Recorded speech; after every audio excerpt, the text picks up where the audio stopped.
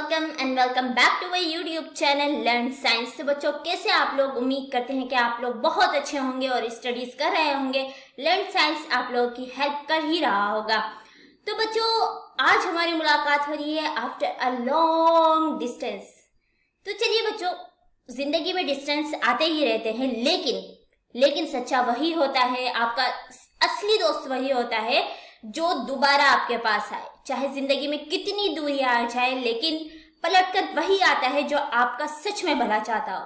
तो इसी तरह लर्न साइंस वाकई में आपके अगर एक भी बच्चा जो है हमारे चैनल से पढ़कर वो कुछ अच्छा अचीव करता है, कुछ अच्छी नॉलेज वो हासिल करता है, तो ये लर्न साइंस के लिए सबसे प्राउड की बात है। और इसी उम्मीद के साथ कि हमारे बच्चे दोबारा से एक्टिव हो जाएंगे, लर्न साइंस की टीचर्स आपके साथ फिर से एक्टिव हो गई हैं।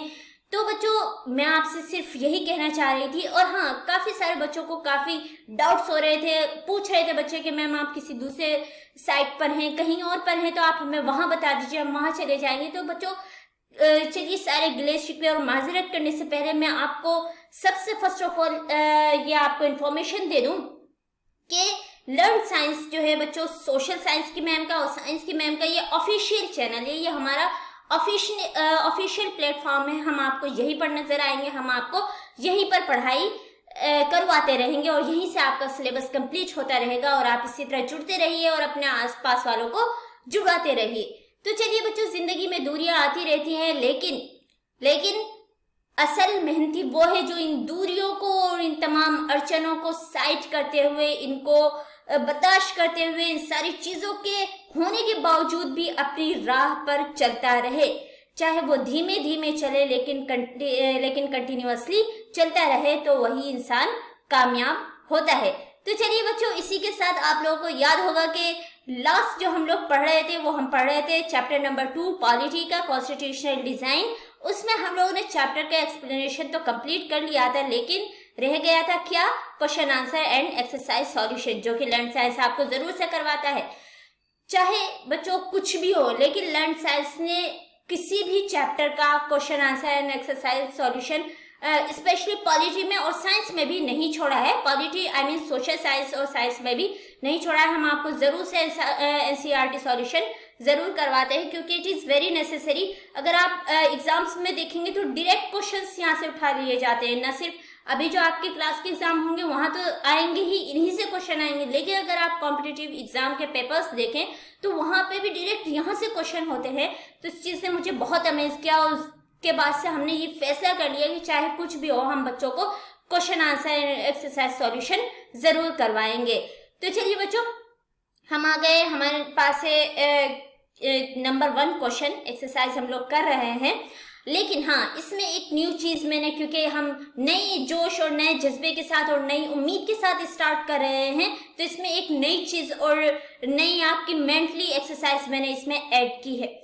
एक्सरसाइज मैंने ये की है, देखिए बच्चों, जैसे ये आपके सामने स्क्रीन पर क्वेश्चन आंसर है, ये आप फटाक से देखते हैं और कर लेते हैं।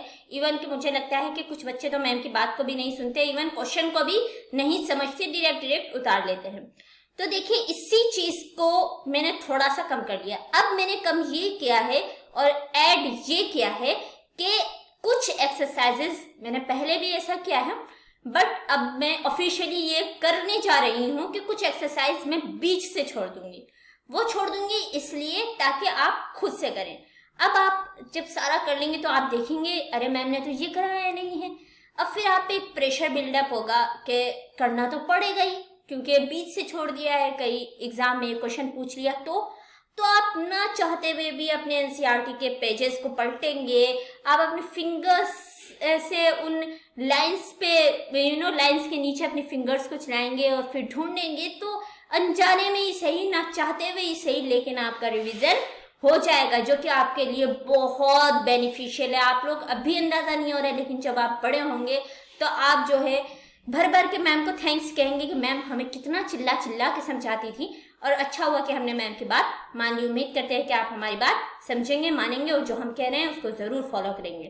तो चलिए, इन तमाम बातों के बाद, क्योंकि हमारी बहुत दिनों के बाद मुलाकात हुई थी तो बातें थोड़ी करनी बनती थी, डायरेक्ट स्टडीज पे आ जाते तो मजा नहीं आता, थोड़ा सा करना ही था। और बहुत बहुत माजरत बच्चों आपसे इस लंबे से डिस्टेंस के लिए, लेकिन देखिए फिर मैं आपको करिए डिस्टेंस आते रहते हैं, ऊपर नीचे होता ही रहता है, लेकिन असली योद्धा वो होता है जो पलट कर वापस आता है। तो चलिए हमारे वॉरियर्स, लर्न साइंस के वॉरियर्स, लर्न साइंस के योद्धा एंड योधीज, नहीं सारे सारे योद्धा ही होते हैं, चाहे वो मेल हो फीमेल हो, आई थिंक। चलिए आप लोग बताइएगा कि योद्धा ही होते हैं कि नहीं। तो चलिए स्टार्ट करते हैं। सारे वॉरियर्स मिलके हम अपनी वॉर को, हम अपनी लड़ाई को लड़ने जा रहे हैं। आई मीन लड़ाई नहीं, पीस में पढ़िए। चलिए नंबर फर्स्ट क्वेश्चन है हमारे पास। देखिए थोड़ा सा अगर आप लोग चाहें तो मैं आई बटन पर चैप्टर का एक्सप्लेनेशन का वीडियो का लिंक डाल दूंगी, तो आप लोग वहां से क्लिक करके चैप्टर का एक्सप्लेनेशन देख सकते हैं, जिन लोगों ने नहीं देखा या जो लोग न्यू हैं। बट हाँ, जिन लोगों ने देखा है तो चलिए मैं पढ़ाऊंगी तो आपको वो सारा दिमाग में वापस से वो आपकी मेमोरी बनने लगेगी। क्योंकि जो चीज हम ध्यान से पढ़ते हैं ना, चाहे हम बहुत दिनों के बाद पढ़े, लेकिन जैसे वो उस चीज का नाम आता है, वो चीज शुरू होती है, वो मेमोरी हमारे दिमाग जो है वो हमारे सामने जो है, हमारी आई के सामने वो चलने लगती है पूरी एक मूवी की तरह। तो इसी तरह चलिए स्टार्ट करते हैं। देखिए here are some false statements। आ जाते हैं हम क्वेश्चन पे। यस, वेयर इज हमारा पेन की टिप? यस, ये रही। Here are some false statements. Identify the mistakes in each case and rewrite these correctly based on what you have read in this chapter। यानी आपको अपनी तरफ से नहीं लिखना, उस बेस पे लिखना है जो आपने इस चैप्टर में पढ़ा है, यानी चैप्टर पढ़ना वेरी नेसेसरी। तो यहाँ आपको पहले ही कहा जा रहा है कि कुछ फॉल्स स्टेटमेंट्स हैं, उनको पहचानिए, उन मिस्टेक्स को दोबारा करेक्टली उनको लिखिए उस बेस पे जो आपने इस चैप्टर में पढ़ा। तो चलिए देख लेते हैं कि किस स्टेटमेंट को हम देखेंगे, फिर हम उसको पढ़ेंगे। तो हमारा स्टेटमेंट नंबर फर्स्ट है, leaders of the freedom movement had an open mind about whether the country should be democratic और not after independence. Very tough question. No no no no, very easy. Sorry, कि यहाँ आपको कहा जा रहा है कि जो हमारे फ्रीडम मूवमेंट्स के लीडर्स थे वो मतलब बहुत ओपन माइंड थे इस बारे में कि ये कि इंडिपेंडेंस के बाद देखा जाएगा कि इंडिया डेमोक्रेटिक होगी या नहीं। तो बच्चों जैसे कि हमने चैप्टर में पढ़ा, सॉरी यहाँ पर लीडर्स के स्पेलिंग थोड़ी गलत है, यहाँ LEA आएगा। Leaders of the freedom movement, जैसे कि हमने पढ़ा कि हैड एन क्लियर थॉट और mindset that after independence the country will be democratic. गर्चे के मतलब हमारे जो फ्रीडम स्ट्रगलर्स थे उनके कई सारे प्रोविजंस में, कई सारे बातों पे अलग अलग विजन्स थे, लेकिन कुछ बेसिक ऐसे रूल्स थे, कुछ बेसिक ऐसे प्रोविजंस थे, प्रिंसिपल्स थे जिसपे सबके व्यू सेम थे। उनमें से एक ये भी था कि जो उन्होंने पूरा अंग्रेजों के दौर में जो अत्याचार सहा था, उसके बाद तो इतना तो क्लियर ही था कि हमारी कंट्री में सबको इक्वली बिहेव होगा, सारे लोगों को जस्टिस मिलेगा और हमारी कंट्री डेमोक्रेटिक होगी। तो इस बारे में तो उनको क्लियर थॉट और आइडिया था। Okay, number second, member of the constituent assembly of India had the same view on all provisions of constitution. यानी कहा जा रहा है कि जितने members of the constituent assembly थे उन सब के दरमियान जितने कॉन्स्टिट्यूशन में प्रोविजंस हैं, प्रिंसिपल्स हैं, सब पे सेम व्यू थे सबके। मतलब एकदम सबने साक्षात्कार मान रखा था कि ये बस गॉड ने ये दे दिया है, बस सब कुछ सब लोग इसी पे बिलीव करेंगे, एक ही चीज पे सब मुत्तफिक थे। जैसे कि डेमोक्रेसी के बारे में सब का एक ही राय था कि इंडिया डेमोक्रेटिक होगा। तो क्या ये बात सही है बच्चों? मैंने अभी ऊपर भी आपसे तस्करा किया इस चीज का जिक्र किया, क्या ये बात सही है? यस, जल्दी से बताइए। ऑफ कोर्स नॉट, क्योंकि members of the constituent assembly of India had the same view on the basic principles of constitution, but their views are very different on different provisions of the constitution. For example, Bhimrao Ambedkar bitterly criticized Gandhi's vision। कि जैसा कि हमने देखा था कि जो हमारी speeches थी, दो छोटी छोटी स्पीचेस हमारे, मैंने आपको कहा था कि आप लोग स्पीचेस पढ़ लीजिएगा। 3 स्पीचेस है हमारी पूरे चैप्टर में। एक हमारे first president prime minister Pandit Jawaharlal Nehru की है, सेकंड भीमराव अंबेडकर जी की है एंड थर्ड गांधी जी की है, या फिर ऊपर नीचे।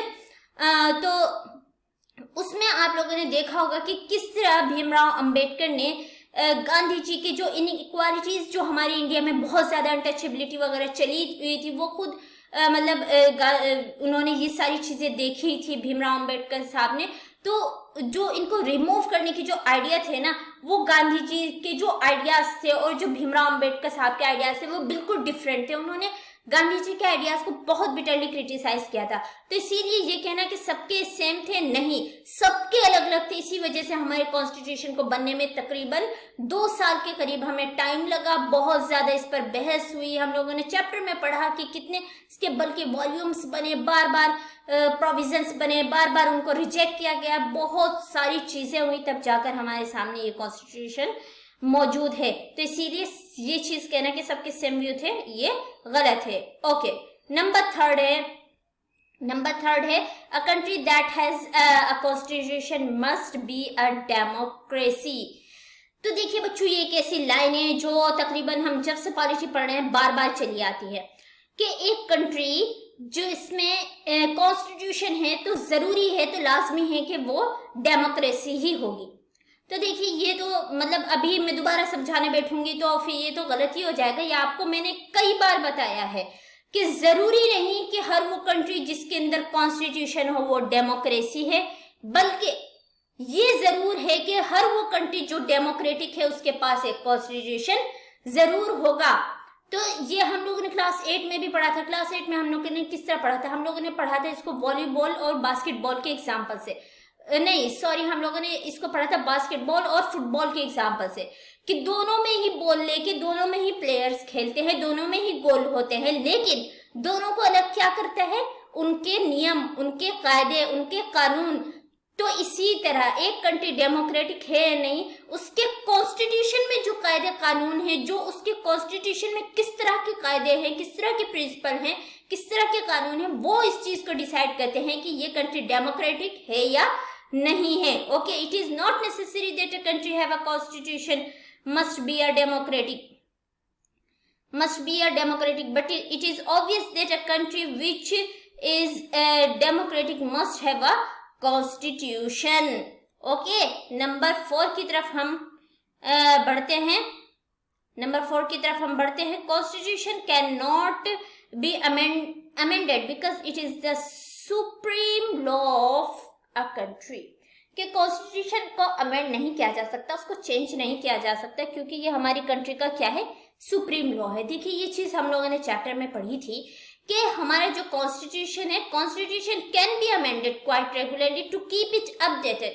देखिए जो जिस टाइम हमारा कॉन्स्टिट्यूशन बन रहा था, हालांकि हमारे जो कॉन्स्टिट्यूएंट असेंबली है उन्होंने काफी अच्छे से बनाया था कॉन्स्टिट्यूशन, लेकिन उनको भी मालूम था कि जो 1950 1947 की जो हालात है, उस टाइम की जो सिचुएशन है, अब जो 2020 की सिचुएशन है या फिर 20s की जो सिचुएशन है वो काफी डिफरेंट होगी। इंडिया चेंज हो गया है, लोग चेंज हो गए, इवन की जनरेशन एक आगे बढ़ गई है।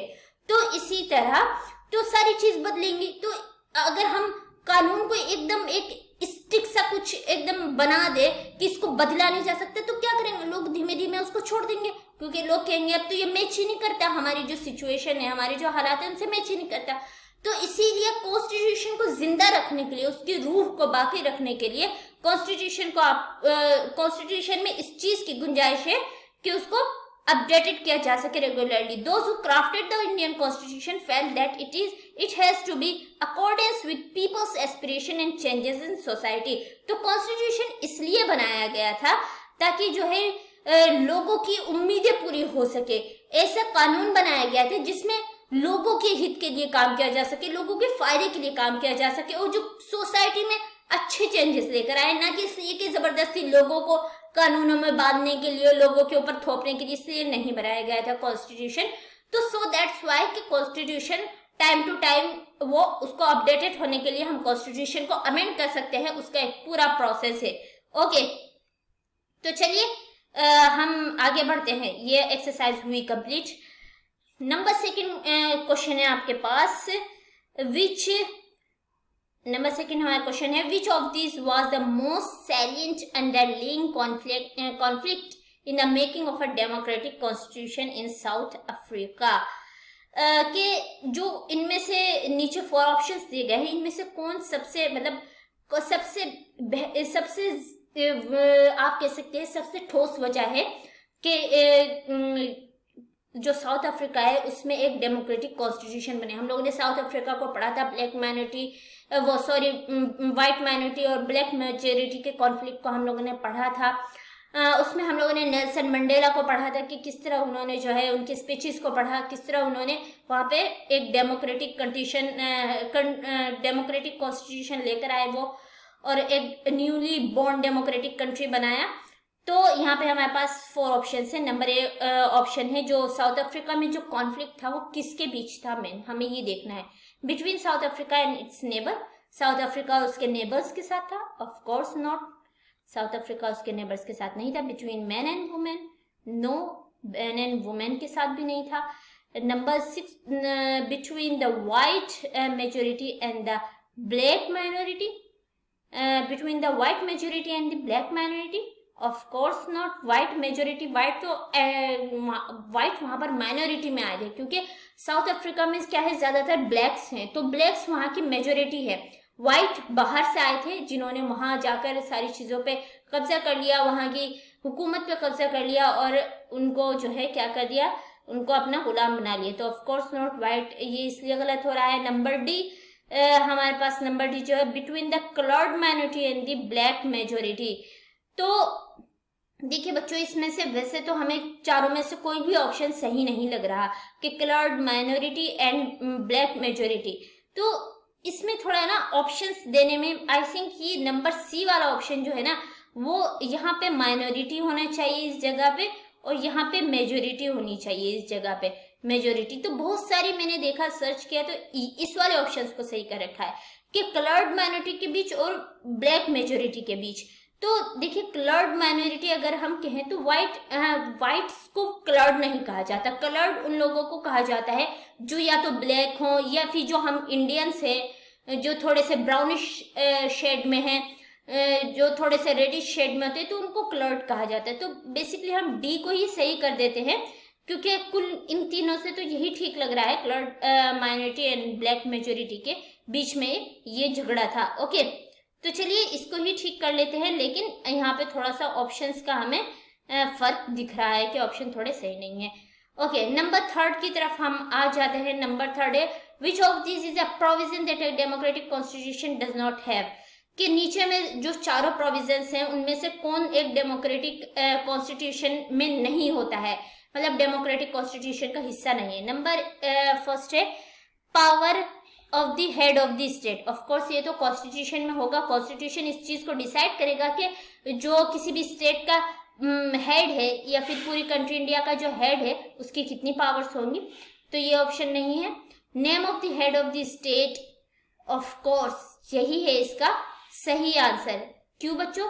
क्योंकि कोई भी डेमोक्रेटिक कॉन्स्टिट्यूशन पहले से ये नहीं बता सकता कि स्टेट का हेड कौन होगा, ये नेम वो डिसाइड नहीं कर सकता। ये तो लोग चुनेंगे, लोग कई सारे खड़े होंगे और फिर लोग वोट करेंगे, फिर जो उनमें से जीत कर आएगा वो इंसान बनेगा हेड ऑफ द स्टेट। तो पावर ऑफ द लेजिस्लेचर ये तो कॉन्स्टिट्यूशन डिसाइड करता ही है। नेम ऑफ द कंट्री ये भी मतलब ये भी कॉन्स्टिट्यूशन डिसाइड करता है, या फिर मतलब ये सारी चीजें तो डिसाइडेड हैं। लेकिन name of the head of the state, name of the head of the state, yes of course ये डिसाइडेड नहीं हो सकता, क्योंकि यह कोई भी नहीं बता सकता। ये तो एक ऐसे जहाँ पे डेमोक्रेसी नहीं होती है वहाँ ऐसा होता है, जहाँ तानाशाही होती है कि पहले से ही डिसाइडेड रहता है कि अगला स्टेट का हेड कौन बनेगा। जैसे कि बादशाह के दौरों में होता था कि बादशाह मरेगा तो बादशाह का बेटा बनेगा। तो ये एक कॉन्स्टिट्यूशन, डेमोक्रेटिक कॉन्स्टिट्यूशन का काम नहीं है। ओके, हमारे पास नंबर 4 आ गया है। नंबर 4 क्वेश्चन है हमारे पास, match the following leaders with their roles in the making of constitution. के लीडर्स के रोल्स, उनके जो कॉन्स्टिट्यूशन बनाने में जो उनके रोल्स थे, एक तरफ नेम्स है सारे लीडर के, एक तरफ रोल है, तो आपको मैच करना है। ओके, नंबर ए है मोतीलाल नेहरू। तो मोतीलाल नेहरू ने क्या किया था? prepared a constitution for India in 1928। हमने देखा कि कई बार जो है एक खाका जिसे कहते हैं, एक रफ कॉन्स्टिट्यूशन जिसे कहते हैं, कई बार बनाया गया और इसमें से बहुत सारी चीजें जो हमारा मेन कॉन्स्टिट्यूशन है उसमें ऐड किया गया। भीमराव अंबेडकर, सभी जानते हैं, जल्दी से बताइए। यस, 3 ऑप्शंस आपके पास बाकी है। Yes, chairman of the drafting committee. Okay, number C Rajendra Prasad, तो president of the constituent assembly. Number D Sarojini Naidu, member of the constituent assembly. तो ये हो गए हमारे मैच द फॉलोइंग। आप लोग इनको ऐसे सीरियल वाइज अच्छे से भी लिख सकते हैं और इस तरह भी मैच कर सकते हैं। तो चलिए आगे बढ़ते हैं। आगे फिर हमारे पास एक एक्सरसाइज है। एक्सरसाइज है, read again the extract from Nehru's speech trust with destiny and answer the following. देखिए, मैंने आपको कहा था कि आप स्पीचेस पढ़ लीजिएगा। ये वाला क्वेश्चन मैंने इसलिए मिस नहीं किया ताकि मैं ये जान सकूं कि किन लोगों ने स्पीच पढ़ी थी या नहीं पढ़ी थी। अगर आप लोगों ने पढ़ी थी तो जल्दी से कमेंट बॉक्स में लिखिएगा कि आप लोगों ने पढ़ी थी। तो जो नेहरू जी की स्पीच थी ट्रस्ट एंड डेस्टिनी, उसमें से आपको पढ़नी है और ये आंसर लिखना है। Okay, why did Nehru use expression not wholly और in full measure in the first sentence, कि नेहरू जी ने ये जो कहा था कि हम पूरी तरीके से, मतलब जो मेजर है यानी जो पैमाना है उसमें पूरी तरीके से नहीं उतर पा रहे फर्स्ट सेंटेंस में, तो इसका क्या मतलब है। तो उन्होंने इसलिए कहा था because when the pledge was redeeming we were not truly worthing according the pledge at the time it was not in full worthing condition. क्योंकि ये उन्होंने इसलिए कहा था कि जो पैमाना है यानी जो हम लोगों ने, जो हमारा एम है उसको हम पूरी तरीके से अचीव नहीं करवा रहे हैं, नॉट होली और इन फुल मेजर, कि हम पूरी तरीके से हमने जो सोचा था उस पर नहीं खरे उतरे।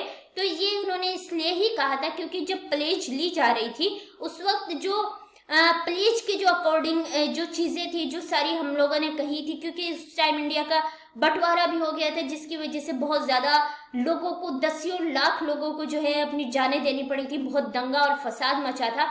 तो उस टाइम वो फुल कंडीशन में नहीं थे, बल्कि उन्होंने ये उम्मीद जताई थी कि हम अभी तो नहीं है बट आगे मैं ये उम्मीद करता हूँ कि आगे हम इन तमाम चीज़ों को पूरा करेंगे। ओके, सो इसलिए उन्होंने ये बात कही थी।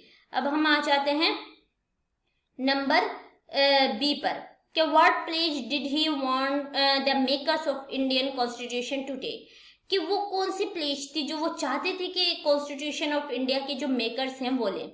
तो वो अगर हम उनकी स्पीच को देखें तो he want the makers of Indian constitution to take a pledge of dedication to the service of India and her people and to still larger cause of humanity. वो चाहते थे कि सभी लोग जो है डेडिकेशन इस चीज़ के लिए प्लेज लें कि वो हमेशा डेडिकेटेड रहेंगे इंडिया की सर्विस के लिए और उसके लोगों के लिए, जो उसके गरीब मजदूर लोग हैं, जो लोग परेशानी में हैं, और जो लार्जर कॉज ऑफ ह्यूमैनिटी है यानी इंसानियत के लिए वो लोग हमेशा काम करेंगे। ओके, नंबर 3 की तरफ हम आ जाते हैं।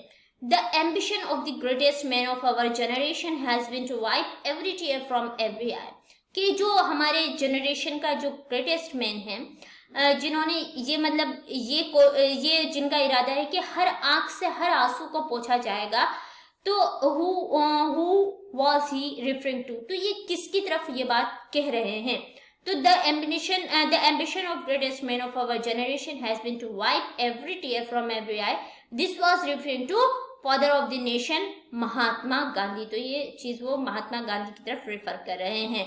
ओके, होप्स ओके आपको समझ आ रहा हो और आप लोगों को काफी अच्छे से आपके दिमाग के अंदर घुस रहा हो।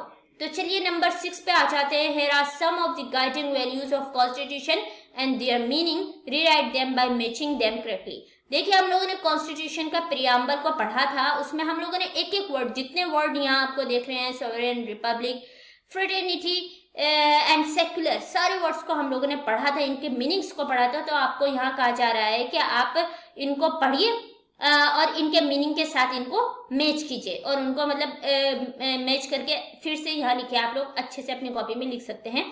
तो चलिए हम स्टार्ट करते हैं। यहाँ पे हम सिर्फ सीधा सीधा मैच कर देंगे। सॉवरेन, सॉवरेन का मतलब होता है people have the supreme right to make decisions, यानी लोग आजाद हैं, उनको अपने लिए कानून बनाने की फुल्ली इजाजत है। नंबर बी है रिपब्लिक, यानी कि head of the state is an elected person, के हेड ऑफ द स्टेट जो होगा वो एक इलेक्टेड पर्सन होगा। फ्रेटर्निटी, फ्रेटर्निटी के मीनिंग है people should live like brothers and sister, यानी ब्रदरहुड को प्रमोट किया जाएगा, ब्रदरहुड के लोग जो है एक दूसरे के साथ आपस में भाइयों बहनों की तरह रहेंगे। सेक्युलर, सेक्युलर के मीनिंग हम सभी जानते हैं और हम सभी चाहते हैं कि हमारी कंट्री 100% सेक्युलर बने, और हम ये उम्मीद भी करते हैं। Secular, government will not favour any religion, कि गवर्नमेंट जो है वो किसी भी रिलीजन को फेवर नहीं करेगी। तो चलिए नंबर 6 तक हो गया हमारा, हम आगे बढ़ते हैं। नंबर 7 एक क्वेश्चन। अब आप सोच रहे होंगे नंबर 7, इसमें तो 10 एक्सरसाइजेज हैं, तो अभी हम नंबर 7 पर ही हैं। ओके, तो पहले हम नंबर 7 को देख लेते हैं, बाद में बात करें। अ friend from Nepal has written you a letter describing the political exercises situation there. Many political parties are opposing the rule of king. Some of them said that the existing constitution given by monarch can be amended to allow more powers to elected representative. Others are demanding a new constitution assembly to write a republican constitution. Reply to your friends giving your opinion on this subject. तो देखिए, आपने पूरी situation सुनी कि एक friend है, नेपाल में रहता है, तो उसने जो है वहाँ की पॉलिटिकल जो सिचुएशन है उसके बारे में आपको लेटर लिखा है, उसके बारे में आपसे तस्करा किया है, जिक्र किया है कि बहुत सारे पॉलिटिकल पार्टीज है जो कि किंग के रूल को अपोज करते हैं। कुछ कह रहे हैं कि जो कॉन्स्टिट्यूशन है वो एक मोनार्क कॉन्स्टिट्यूशन है, उसको अमेंड होना चाहिए, और जो इलेक्टेड रिप्रेजेंटेटिव्स हैं उनको और पावर देनी चाहिए। दूसरे कह रहे हैं कि एक नया कॉन्स्टिट्यूशन बनना चाहिए, नई कॉन्स्टिट्यूएंट असेंबली होनी चाहिए जिसमें रिपब्लिकन कॉन्स्टिट्यूशन बने। तो आप अपने फ्रेंड्स को एक लेटर लिखिए और उसमें उसको मतलब अपनी बात उसको सजेस्ट कीजिए। देखिए, सबसे पहले तो हम नेपाल को हम लोगों ने किस में पढ़ा था, नेपाल की सिचुएशन को हम लोगों ने पढ़ा था क्लास 8 की NCERT में। NCERT में आई थिंक चैप्टर 2nd या 3rd ही था। आप लोग एक बार क्लास 8 के NCERT जरूर देखिएगा। देखिए, अब आप बहुत सारे बच्चे कह रहे हैं हमारे पास फिजिकल बुक नहीं है, तो बच्चों ऑनलाइन मौजूद है ना, ऑनलाइन आप एक बार जरूर देखिएगा तो आपको बहुत अच्छे से अंदाजा हो जाएगा। उसमें हम लोगों ने पढ़ा था कि किस तरह नेपाल के लोगों ने क्या की है, स्ट्रगल की है। फिर उन लोगों ने जो मोनार्क वहां पे पॉलिटिकल सिस्टम था उसको उन लोगों ने डेमोक्रेटिक में चेंज किया। तो ये सारी चीज पढ़िएगा, फिर आप उसको अपने दोस्त को आंसर कीजिएगा। ये आपका काम है आंसर करना, ओके। और ये आप जरूर करेंगे और मुझे जरूर आप कमेंट बॉक्स में जरूर बताएंगे, ओके। इससे क्या होगा कि आपका एक इंग्लिश ग्रामर का भी टास्क सॉल्व हो जाएगा, आपको एक लेटर राइटिंग की भी प्रैक्टिस हो जाएगी, और दूसरा आप अपनी ओपिनियन को रख पाएंगे, अपनी सोच रख पाएंगे, और नेपाल के बारे में भी आप जान लेंगे तो आपकी नॉलेज में भी इजाफा होगा। अब देखिए नेक्स्ट हमारा क्या हो गया, खत्म हो गया। अब आप सोच रहे होंगे इसमें तो 10 एक्सरसाइजेज हैं, हमने छोड़ दी। तो बच्चों मैंने यही जो आपसे शुरू में कहा, मैंने आपको बताया शुरू में, तो मैं चलिए बताया नहीं बताया मैं आपको दोबारा बता देती हूँ कि अब आपकी होगी मेंटली एक्सरसाइज। यानी जब आप देखेंगे कि ये तो मैंने 3 छोड़ दी, अब आपको ये तो करनी जरूरी है, आप इनको बिना किए जो है आगे नहीं बढ़ सकते। अगर आप इनको छोड़ेंगे एग्जाम में इनसे आ गया तो क्या करेंगे आप, इसलिए आपको करना ही पड़ेगा। हाँ मैंने आपको बता दिया था शुरू में, मुझे याद आ गया। तो आप क्या करेंगे, अब आप पीछे जाएंगे, इनके आंसर्स ढूंढेंगे। 8 में एक जिस तरह की एक्सरसाइज अब तक हम सॉल्व करते आ रहे हैं, 8 वो वाली एक्सरसाइज है। 9 जो है आपके अपने ओपिनियंस आपको रखने हैं, और 10 भी उसी तरह की एक्सरसाइज है जिस तरह के हम लोग करते आ रहे हैं। इसीलिए मैंने इन दोनों को छोड़ दिया ताकि आप लोग खुद से करें। तो उम्मीद है कि आप लोग खुद से जरूर करेंगे और करने की कोशिश कीजिएगा बच्चों। ये बहुत अच्छी हैबिट है, आपको शायद अभी टफ लग रहा होगा, गुस्सा आ रहा होगा, लेकिन ये जो अभी आप जो थोड़ी मेहनत करेंगे, थोड़ा सा पसीना बहाएंगे, ये आपको आगे चलकर बहुत काम देने वाला है, ट्रस्ट मी, ओके बच्चों। तो चलिए होप सो कि आप लोगों को इतने दिनों बाद पॉलिटी पढ़ के मजा आया होगा। तो वीडियो को लाइक कीजिए, अपने फ्रेंड्स के साथ जरूर शेयर कीजिए, उनको बताइए कि लर्न साइंस दोबारा एक्टिव हो गया है, उसमें दोबारा से जान आ गई है। आई मीन लर्न साइंस तो कभी मरा ही नहीं था, लर्न साइंस ने थोड़ा सा गैप लिया था। आपकी जो मैम है वो भी स्टूडेंट भी हैं और आपके टीचर्स भी हैं, तो कुछ ना कुछ उनको भी गैप लेना पड़ता ही है। पर जैसा कि हमने देखा कि हम देख रहे थे लर्न साइंस की आइज के थ्रू, हम आपको देख रहे थे, क्योंकि जिन लोगों ने सब्सक्राइब कर रखा है हम उनके लैपटॉप में, मोबाइल में, हर जगह मौजूद है, तो इसलिए हम आप पर नजर रखे हुए थे। तो हम देख रहे थे कि आप पढ़ रहे हैं, तो हमें बहुत खुशी हुई, बहुत व्यूज हम बच्चों के देख रहे थे, और बहुत सारे बच्चे परेशान हो रहे थे कि मैम कहाँ चली गई। तो बच्चों हम लोग वापस आ गए, साइंस वाली मैम भी आ गई है, सबसे बड़ी गुड न्यूज तो आप लोगों के लिए ये है, और सोशल वाली मैम तो आपके साथ हमेशा है ही। तो चलिए इसी के साथ हम लोग वीडियो को यहीं पर एंड करते हैं।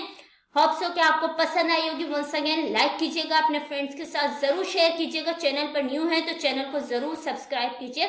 अब इसी तरह हम लोग इंशाल्लाह कंटिन्यूअसली आपके साथ मिलते रहेंगे और आप लोगों को पढ़ाते रहेंगे। आपका सिलेबस जल्द से जल्द कंप्लीट करवाएंगे, आपके टेस्ट लेंगे, आपकी तैयारी करवाएंगे।